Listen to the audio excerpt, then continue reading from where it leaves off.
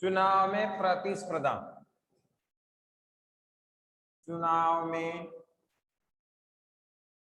प्रतिस्पर्धा, कंपटीशन।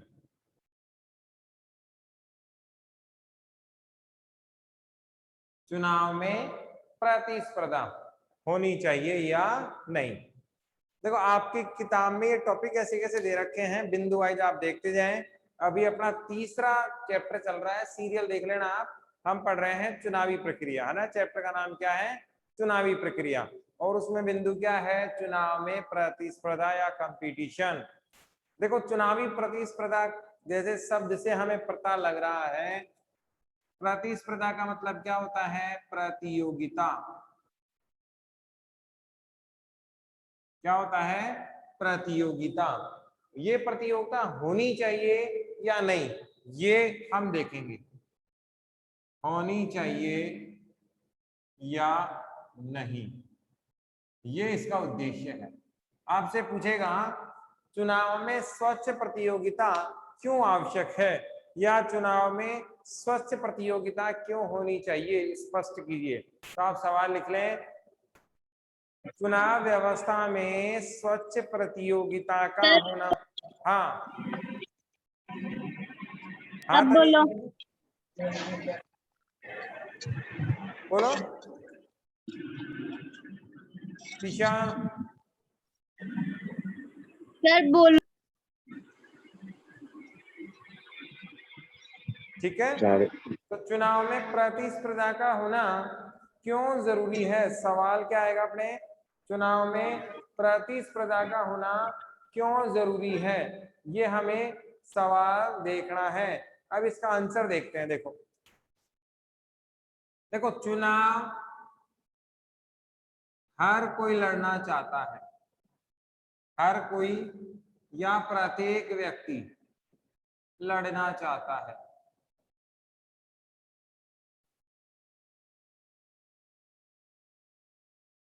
और जीतना भी चाहता है।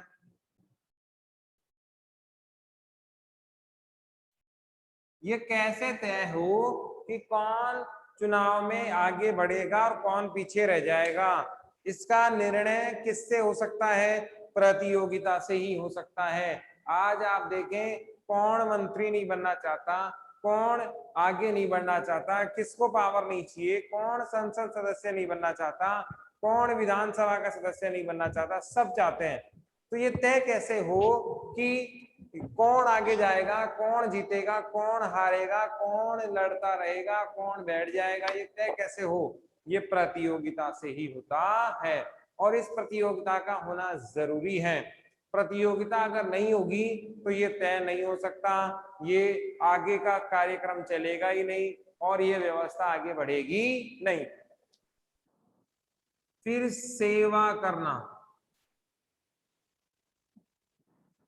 या कौन करेगा? जनता की सेवा कौन करेगा, ये तय कैसे किया जाए, है कि नहीं है? आप जानते हो चुनाव में बहुत सारे लोग खड़े होते हैं, उसके लिए हमें ये तय करना पड़ेगा कि समाज के लिए कौन सही होगा और कौन गलत। जैसे मान लो एक चुनाव क्षेत्र में 4 लोग खड़े हो रहे हैं, ए बी सी और डी। कितने लोग खड़े हो रहे हैं? 4 लोग, ए बी सी और डी। अब इनमें से कौन एक जीतेगा? अरे हमारे भारत में इनमें से कौन जीतेगा? एक। भारत में निर्वाचन प्रणाली कौन सी है लोकसभा में? भावना, लोकसभा में कौन सी प्रक्रिया के माध्यम से चुनाव होता है? बताया था मैंने।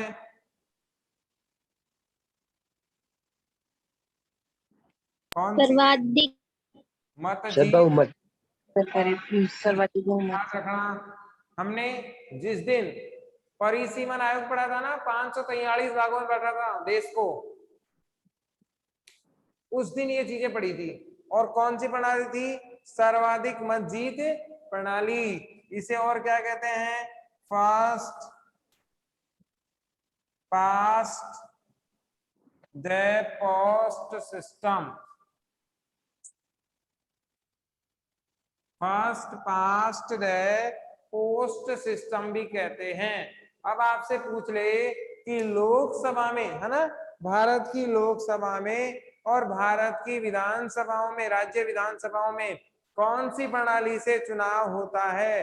तो प्रणाली कौन सी हुई? सर्वाधिक मत जीत प्रणाली हुई। यानी कि पड़ोसी से कितना आगे जाना है? 1 वोट आगे लेकर आना है और हम जीत जाएंगे। First past the post system हमारे समझ में आ ही गया। इसका ही क्या है? अंग्रेजी नाम है। सर्वाधिक मत जीत प्रणाली को ही अंग्रेजी में क्या कहते हैं? First past the post system कहते हैं। अब इनमें से जीतेगा कोई एक, और वही क्या करेगा? सेवा का हकदार होगा, कि वो क्या करेगा? जनता की सेवा करेगा। ठीक है, तो ये तय कौन करेगा? जनता तय करेगी। किसके माध्यम से? इस प्रतिस्पर्धा के माध्यम से, प्रतियोगिता के माध्यम से, चुनाव के माध्यम से, कि कौन जीत कर आगे आएगा और कौन पीछे रह जाएगा, हार जाएगा। आगे देखो, सेवा कार्य अनिवार्य, सेवा कार्य अनिवार्य रूप से करेगा। अब ये भी जरूरी है, हर हाल में उसको करना ही पड़ेगा। किसको? नेताजी को। क्यों? यहाँ पर क्या है? प्रतिस्पर्धा। यदि ऐसा नहीं हुआ तो डर किसका सताएगा? हार का। देखो एक बात समझना, हर साल नए उम्मीदवार खड़े होते हैं, तो विपक्षी भी होंगे, एक जीतने वाले के विरोध में खड़ा होगा ही होगा कोई ना कोई।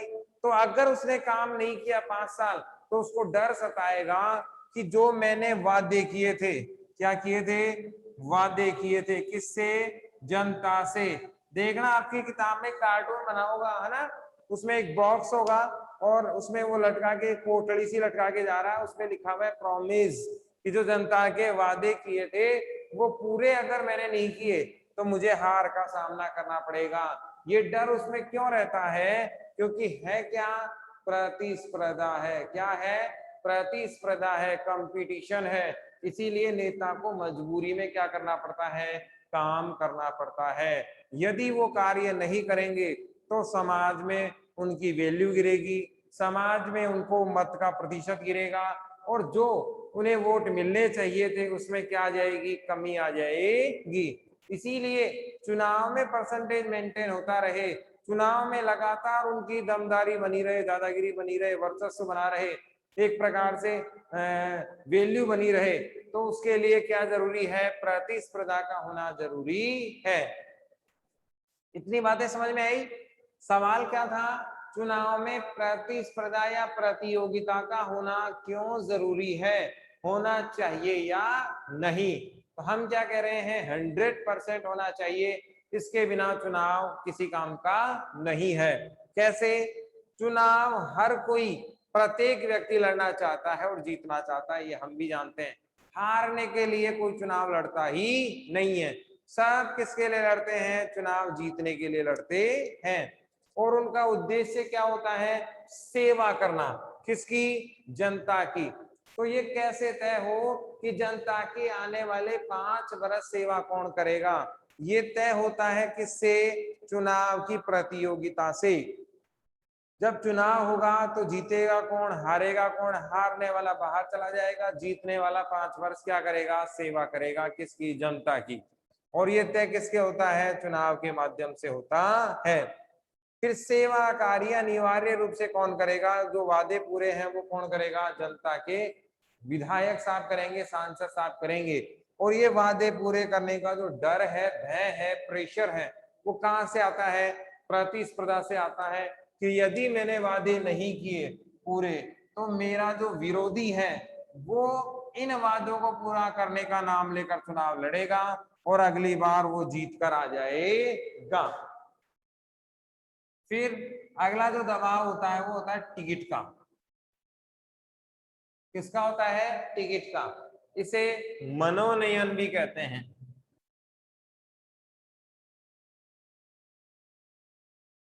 आप जानते हो कि प्रत्येक पार्टी अपने उम्मीदवारों को क्या देती है, टिकट देती है, लाइसेंस देती है, परमिशन देती है कि आप मेरी पार्टी से चुनाव लड़ें और मैं आपको सपोर्ट करूंगी। पार्टी कहती है मैं आपको सपोर्ट करूंगी, आप मेरे चुनाव चिन्ह, कांग्रेस पार्टी कांग्रेस का चुनाव चिन्ह देगी, बीजेपी पार्टी बीजेपी का चुनाव चिन्ह देगी, और आप ये चुनाव चिन्ह लेकर जनता के सामने जाएं, हमारे मुद्दों को जनता के सामने रखें और इन मुद्दों को लेकर आप चुनाव लड़ें।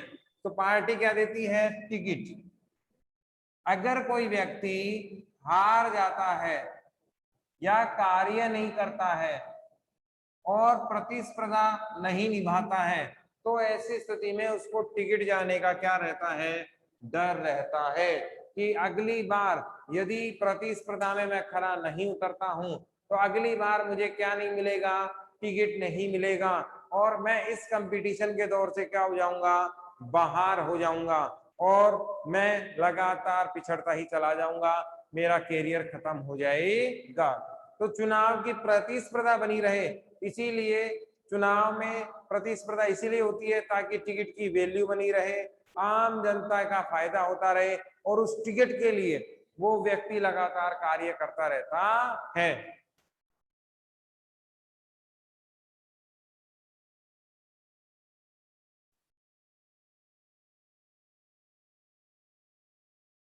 आप जानते हैं कि प्रत्येक नेता किसके लिए कार्य करता है, मतदान के लिए।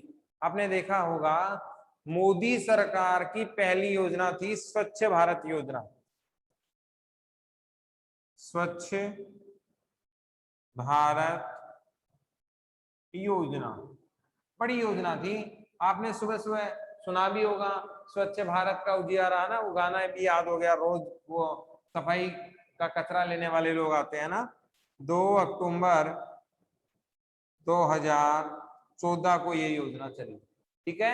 2 अक्टूबर 2014 को कौन सी योजना लेके आए मोदी जी, स्वच्छ भारत योजना लेकर आए।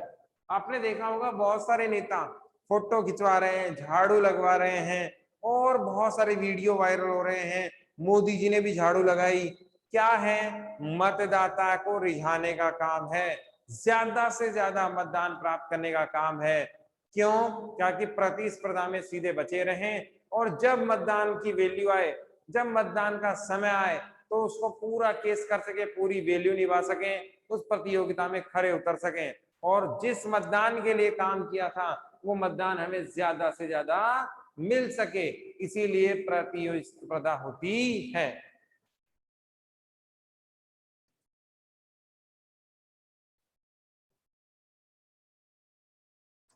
इसके बाद है जनता की जागृति।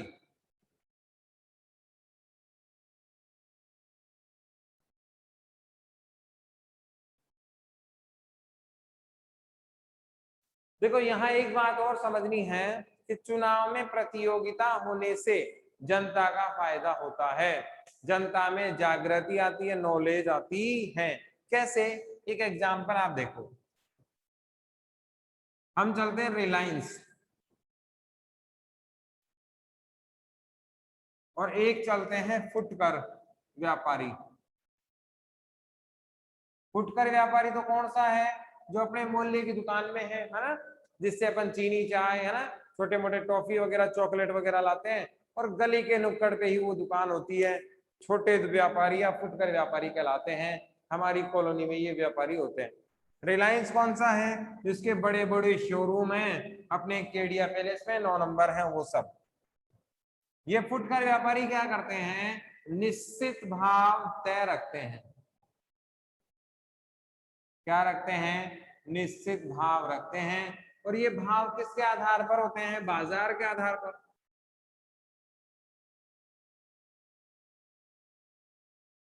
बात समझ में आई कि दुकानदार कौन से, अपने गली वाले, गली अपन जानते ही है, जहां अपन रहते हैं, छोटी मोटी खोखा होता है, दुकान होती है, उनको हम फुटकर व्यापारी कहते हैं, जो रोजमर्रा की जीवन की चीजें रखते हैं, छोटी मोटी खुली चीजें जो बेचते हैं, 250 ग्राम दाल, आधा किलो दाल, 1 किलो दाल, 1 किलो चीनी, वो वाले व्यापारी है ना, फुटकर व्यापारी इन्हें कहते हैं।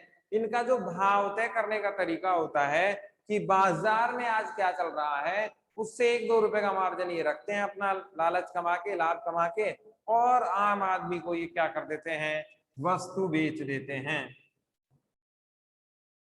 वस्तु क्या कर देते हैं, बेच देते हैं। ये उदाहरण याद रखना, एक जगह और काम आएगा ये, है ना।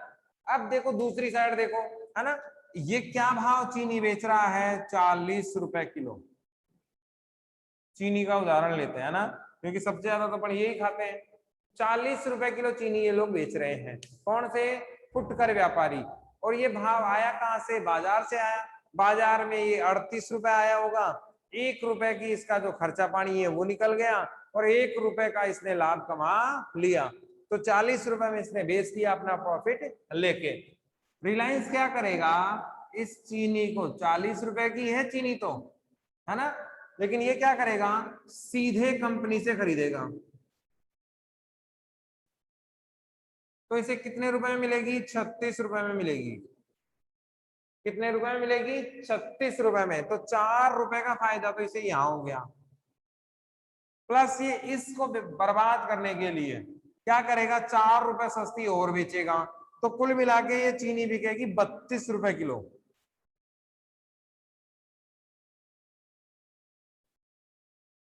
कितने रुपए किलो बिकेगी, 32 रुपए किलो। समझ में आया कैसे आई। 4 रुपए तो ये कहां से बचा लेगा, ये तो कहां से खरीद रहा है, बाजार से। तो बाजार वाले भी प्रॉफिट लेंगे, है कि नहीं है। और ये कहां से खरीद रहा है, सीधा कंपनी से। तो ये डायरेक्ट 4 रुपए तो इसने यहां बचा लिए, जो बीच के कमीशन थे बड़े होलसेल रिटेलर इन सब के। और 4 रुपए इसने अपने जेब से दे दिए कि भाई मेरे 36 में आई है, लेकिन मैं 4 रुपए और घाटा खा रहा हूं, है ना। 4 रुपए का इसने क्या खा लिया, घाटा खा लिया। अब चीनी आपको कितने में पड़ी, 32 रुपए किलो। एक तरफ 40 बिक रही है, एक तरफ कितनी बिक रही है, 32 रुपए किलो। आप कौन सा खरीदेंगे, 32 रुपए किलो खरीदेंगे। देखो 32 रुपए में क्या क्या फायदे, है ना। एक तो अपने को चीनी मिल गई, दूसरा एसी की हवा मिल गई, प्लस रिवार्ड ऑप्शन भी मिल गया ना, रिवार्ड भी आते हैं रिलायंस वगैरह के, प्लस ऑफर वगैरह भी आए, और 2 आइटम भी वहां एक्स्ट्रा मिले अपने को। तो ये बेनिफिट ही बेनिफिट का सौदा है। लेकिन ये बेनिफिट का नहीं, बहुत घाटे का सौदा है। अब ये 32 रुपए किलो में लाइन लगेगी, यहाँ लंबी लाइन, इधर खरीदना बंद। यही होगा, 40 रुपए किलो कोई नहीं खरीदेगा। 2 दिन, 4 दिन, 6 दिन, 10 दिन, 10 दिन बाद में ये दुकान हो जाएगी बंद। यही होगी, क्योंकि इसे भी क्या चलाना है, परिवार चलाना है। इसे भी क्या चलाना है, परिवार चलाना है। अब ये तो पैसे को इतना ज्यादा रखता नहीं है, इसीलिए ये वीडियो बंद कर दो नानू राम, ठीक है। इसे भी क्या चलाना है, परिवार। तो इसके पास ज्यादा पैसा है नहीं, ये घाटे में पैसा चला नहीं सकता, घाटे में व्यापार कर नहीं सकता, इसीलिए मजबूरी में इसे क्या करना पड़ेगा, बंद करना पड़ेगा। ऐसे सारे दुकानदार क्या कर देंगे, बंद कर देंगे। अब बचा कौन, रिलायंस। क्या खत्म हो गई, प्रतियोगिता खत्म हो गई, जबकि होनी चाहिए थी प्रतियोगिता। अब देखो नुकसान क्या होगा, जैसे ही प्रतियोगिता खत्म हुई, ये 32 हटाकर यहाँ क्या कर देगा, 52 रुपए कर देगा चीनी। कितनी कर देगा, 52, 62, कितनी भी कर सकता है, कम नहीं करेगा, ये ज्यादा करेगा। अब नुकसान किसको होगा, आपको नुकसान होगा नहीं होगा। और आप जाके रिलायंस को बोलोगे कि भाई चीनी तो कितनी भाव बेच रहा था तू, 32 रुपए बेच रहा है, और आज क्या बेचने लग गया, 52, ऐसा क्यों किया तूने। तो वो क्या कहेगा, रास्ता बाहर है, आप जा सकते हो, लेनी है तो इतने में ही लेनी पड़ेगी। तो यदि प्रतिस्पर्धा खत्म हो जाएगी तो ऐसी स्थिति आ जाएगी, और इसे कहा जाता है नव उपनिवेशवाद की व्यवस्थाएं, है ना। इसे गुलामी की व्यवस्था कहा जाता है, घाटे का व्यापार। ये व्यापार कौन करता है, चीन। ये व्यापार का उदाहरण किसका है, चीन का। चीन ऐसे ही अपने पड़ोसी राष्ट्रों को और पड़ोसी राष्ट्रों की कमजोर कंपनियों को ऐसे नुकसान पहुंचाता है। समझ में आया। चीन का एकमात्र उद्देश्य क्या है, पड़ोसियों को बर्बाद करना। और बर्बाद कैसे करता है, इस तरीके से करता है, पहले क्या करता है, सस्ता बेचता है। क्या करता है, सस्ता बेचता है। सस्ता बेचने से जो बड़ी छोटी कंपनियां हैं वो सस्ता बेच नहीं सकती, तो वो क्या हो जाएंगी, बंद। जैसे ही ये बंद होंगी तो ये दाम बढ़ाएगा, क्योंकि अब ऑप्शन बचा ही नहीं, आपको खरीदना ही कहां से पड़ेगा, इसी से खरीदना पड़ेगा। और जब इसी से खरीदोगे तो ये अपनी मनमानी करे ही करेगा। तो ये क्या है, एक तो क्या नाम है इसका, घाटे का व्यापार नाम है। क्या है? घाटे का व्यापार। और दूसरा क्या है कि यदि प्रतियोगिता खत्म हो जाती है तो ऐसे हालात बनते हैं।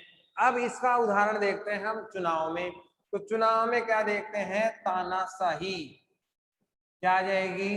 तानाशाही या वर्चस्व।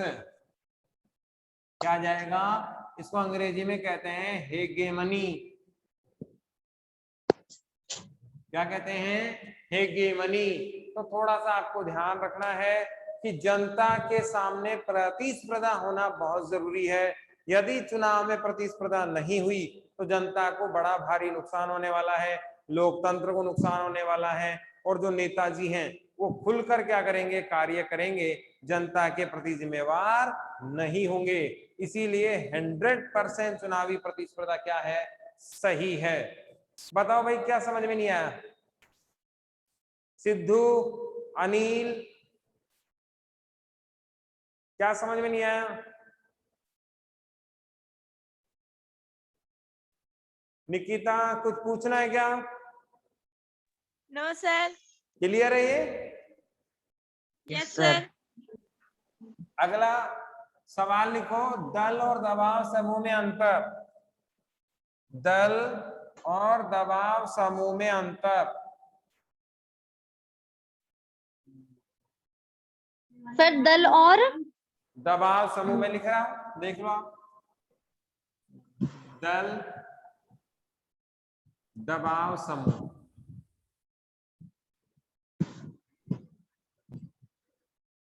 काम का सवाल है, याद रखना। अरे समझ में तो आ रहा है या ऐसे यहाँ कर रहे हो?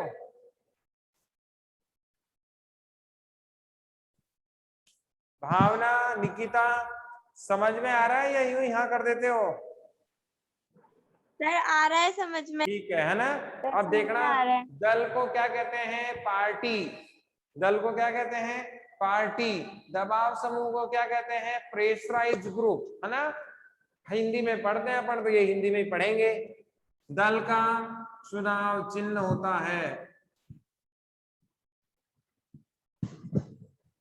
दबाव समूह का नहीं होता। दल चुनाव लड़ते हैं, आप लिखते जाए मेरे साथ, फिर मैं समझा दूंगा। दल चुनाव लड़ते हैं, दबाव समूह नहीं लड़ते हैं।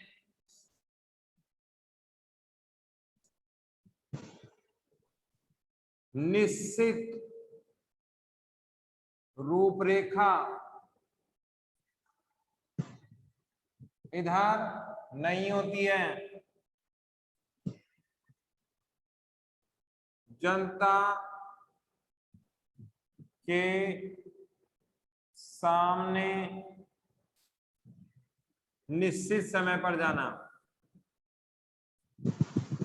निश्चित समय पर उपस्थित होना, इधर नहीं।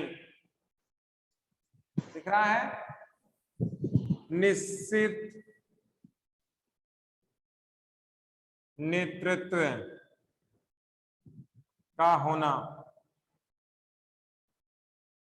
इधर समय के साथ बदलाव।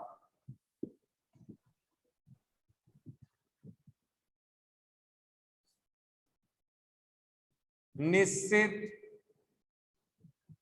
नियमावली, नियमों को रखने वाली सूची को क्या कहते हैं? नियमावली। इधर कोई निश्चित नियम नहीं, कोई निश्चित नियम नहीं।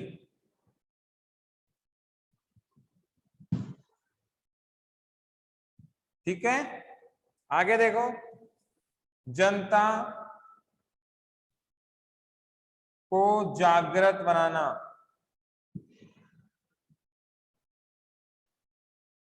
इधर नहीं।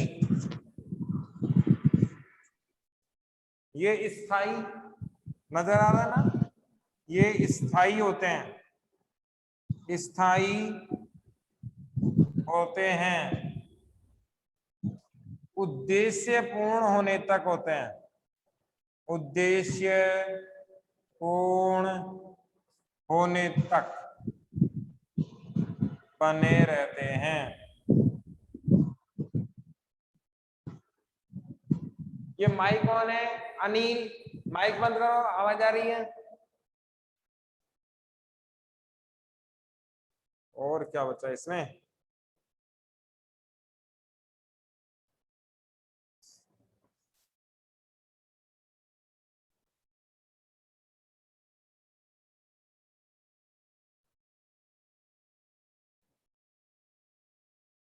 स्थायी होते हैं, आने तो मुझे याद आने तो, और लिखते हैं इसमें, इतने तो हम देखते हैं। सवाल लिख लिया?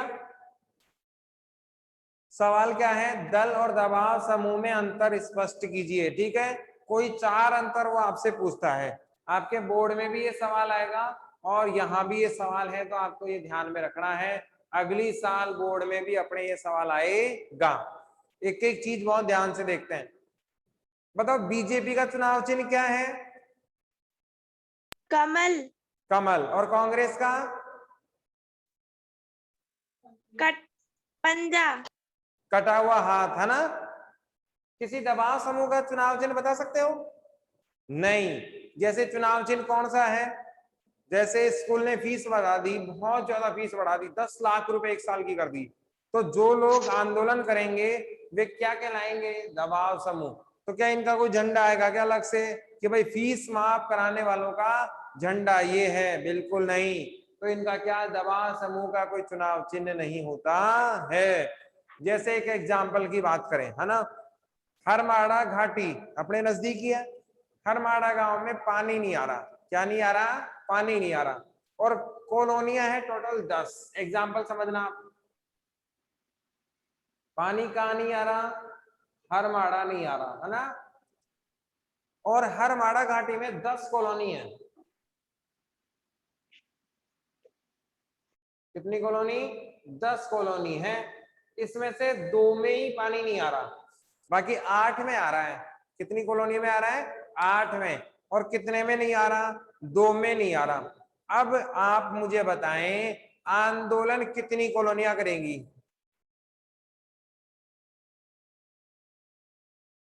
पानी के लिए आंदोलन कितनी कॉलोनियां करेंगी? 2। तो बिल्कुल समझ में आ रही है बात, ठीक है ना? ये 8 तो करेंगे ही नहीं, 8 के पास तो पानी आ रहा है। इसका मतलब ये हुआ कि दबाव समूह का चुनाव चिन्ह ही नहीं, क्षेत्र भी छोटा होता है। समझ में आई बात? कि दबाव समूह समय के साथ होते हैं कि भाई जिनके पानी आ रहा है वो तो नहीं आएंगे, उनको तो कोई मतलब नहीं है कि पानी आए और नहीं आए, उनके तो आ रहा है ना? बाकी किसी के आए या नहीं आए उनको कोई लेना देना नहीं है। एक बात तो दबाव समूह निश्चित रूप से क्या होते हैं? छोटे समूह में होते हैं और इनका चुनाव चिन्ह नहीं होता है। जबकि इनका होता है, फिर इनका दायरा भी छोटा होता है ना? इनका दबाव समूह का दायरा क्या होता है? छोटा। दायरा क्या होता है? छोटा। दायरे को क्या कह सकते हैं? क्षेत्र। इनका क्या होता है? क्षेत्र। बड़ा क्षेत्र होता है। ये बात समझ में आई कि 2 ही कॉलोनी आंदोलन कर रही है। अगर 10 की 10 करती तो इसका मतलब दबाव समूह क्या होते? बड़े होते। चुनाव लड़ना, क्या दबाव समूह चुनाव लड़ेंगे क्या? जिन 2 कॉलोनियों में पानी नहीं आ रहा वे लोग आंदोलन क्या चुनाव के लिए कर रहे हैं क्या? नहीं, वो केवल और केवल किसके लिए कर रहे हैं? पानी आने तक कर रहे हैं। और जिसके घर में पानी आ गया, जैसे मान लो एक और कॉलोनी के पानी आ गया, तो क्या वो आंदोलन में साथ देंगे क्या? बिल्कुल नहीं। फिर कॉलोनी बचेगी केवल एक ही बचेगी। जिनके पानी आ गया वो तो निकल लेंगे उसी दिन, है ना? यही होगा। तो चुनाव लड़ने का काम कौन करता है? दल करता है। दबाव समूह कभी भी चुनाव नहीं लड़ते। फिर देखो, निश्चित रूपरेखा। चुनाव में प्लानिंग होती है, चुनाव में पोस्टर होते हैं, योजना होती है, घोषणा पत्र होता है, निश्चित नेता होते हैं और निश्चित रूपरेखा होती है। कि फलाना ढिमका नेता यहाँ जाएगा, यहाँ प्रचार करेगा, ये करेगा, वो करेगा, ये सारी चीजें तय होती हैं। मोदी जी यहाँ भाषण देंगे, है ना, राहुल गांधी जी यहाँ भाषण देंगे, योगी जी यहाँ भाषण देंगे, ये तय होता है। तो इसकी रूपरेखा कैसी होती है? निश्चित होती है, जबकि दबाव समूह की रूपरेखा निश्चित नहीं होती। आप बताओ, हरमाड़ा घाटी में हरमाड़ा थाना है, थाने के सामने आंदोलन कर रहे थे, हमारी मांगे पूरी करो, पुलिस आ गई, भग ली है वहां से, दूसरी जगह जाके बैठ गए। होता कि नहीं होता ऐसा कि आंदोलन हम कहाँ कर रहे थे? थाने के सामने, लेकिन जैसे ही प्रेशर बढ़ा वहां से उठ के दूसरी जगह चले गए। तो क्या निश्चित रूपरेखा हुई क्या? नहीं, इसका कोई निश्चित रूपरेखा और स्थान तय नहीं होते। ये स्थान समय के साथ, रूपरेखा समय परिस्थितियों के साथ बदलते रहते हैं। जनता के सामने बताओ, वोट मांगने दबाव समूह आते हैं या नेताजी? नेताजी। और नेताजी कहां से हैं? दल से हैं, कि भाई मैं कांग्रेस से, मैं बीजेपी से, मान लो मैं भी इलेक्शन लड़ रहा हूं, है कि नहीं है? विधायक का इलेक्शन लड़ सकते हैं, तो विधायक का इलेक्शन लड़ा बीजेपी से या कांग्रेस से, तो मैं भी झंडा उंडा लेके आऊंगा, फोटो वोटो छपवा के पोस्टर पे, फिर आपको देके जाऊंगा कि भाई ये मेरा चुनाव चिन्ह है और आप इस पर वोट जरूर डालना, आपकी सारी समस्याओं का समाधान मेरे जीतते ही हो जाएगा। तो बताओ, जनता के सामने नेताजी आते कि नहीं आते? पार्टी आती है कि नहीं आती?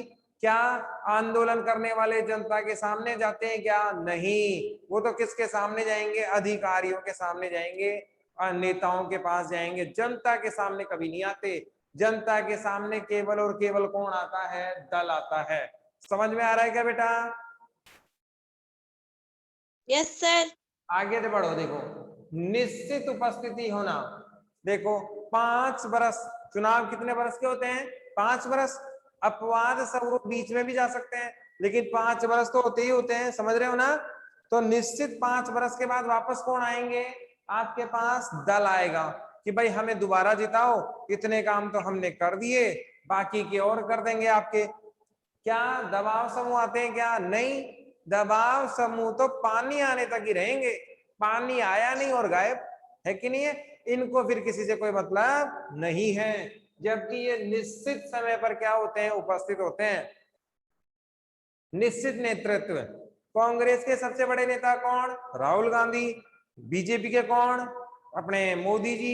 सपा के कौन? मायावती जी। बसपा के कौन? मायावती जी। सपा के कौन? मुलायम सिंह जी।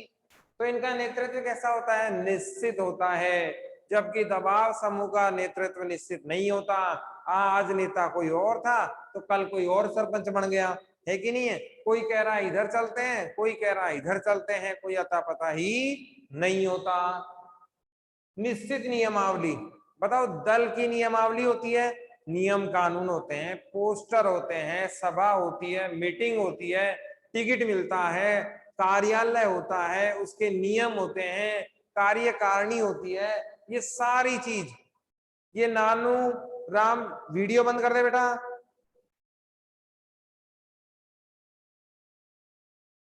ठीक है ना?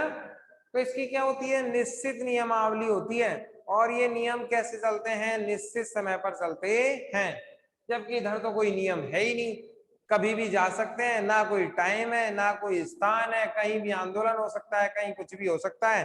केवल एकमात्र लक्ष्य है उद्देश्य प्राप्त करना। क्या करना है? उद्देश्य प्राप्त करना, चाहे वो किसी भी तरीके से हो। जनता को जागृत बनाना। आप बताओ, नेताजी भाषण देते हैं कि नहीं देते?